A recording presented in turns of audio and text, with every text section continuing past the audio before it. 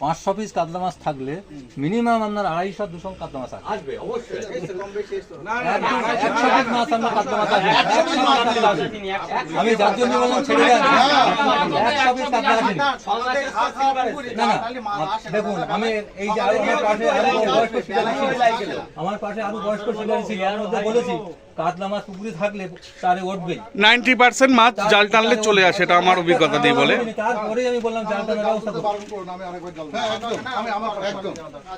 আচ্ছা আমি বলছি তোমাকে গিয়ে লাভ নেই, কিছু করতে হবে না, এটা হচ্ছে আমাদের প্রশ্ন, আপনারা উত্তর দেবেন। আপনার কোনো প্রশ্ন থাকলে বলবেন আমাদেরকে, আমরা উত্তর দেবো। আমাদের উত্তর শেষ, এবার কি হবে বলুন, সমস্যাটা মেটাই এই মাধ্যমে মনে হয় যে সিচুয়েশন তৈরি হয়েছে সেটা সলভ করাই ভালো। আচ্ছা, আপনারা সব শিকারীরা আছেন, কার কি অভিযোগ আছে বলুন। টাকা তো উনি ফেরত দেবেন, সেটা তো একদম 100% শিওর, কিন্তু কত টাকায় মাছের আইডিয়া শুনে নাও, দাঁড়াও, যার যার বক্তব্য। মাছের আইডিয়া বলতে কে কে এখানে এসেছিলে, যাদেরকে বলা হয়েছে 2.5 টন আমার কাছে আমার পুকুরে মাছ আছে, 1.5 টন কাতলা মাছ আছে, বাদ বাকি 1 টন মাছ আছে যে অন্য মাছ। কে কে এসেছিলে তাদেরকে বলেছে, তারা একটু কথা বলে।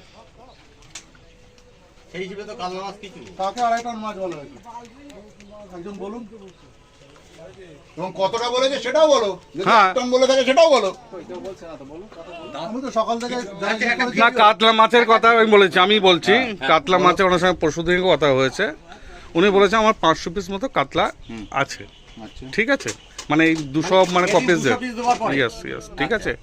তো আমি ওনাকে বলেছিলাম যে আমি এটা আলোচনা সাপেক্ষ হলো, মাছ তেমন আসেনি, তো আমরা বললাম, শিকারীরা বললাম যে কিছু বড় মাছ দিতে হবে আর পর্যাপ্ত পরিমাণে মিনিমাম 600 পিসের কাছাকাছি কাতলা দিতে হবে, দিয়ে কম্পিটিশনটা দরকার পড়লে 2 মাস বন্ধ থাক যতক্ষণ না মাছ পাচ্ছেন।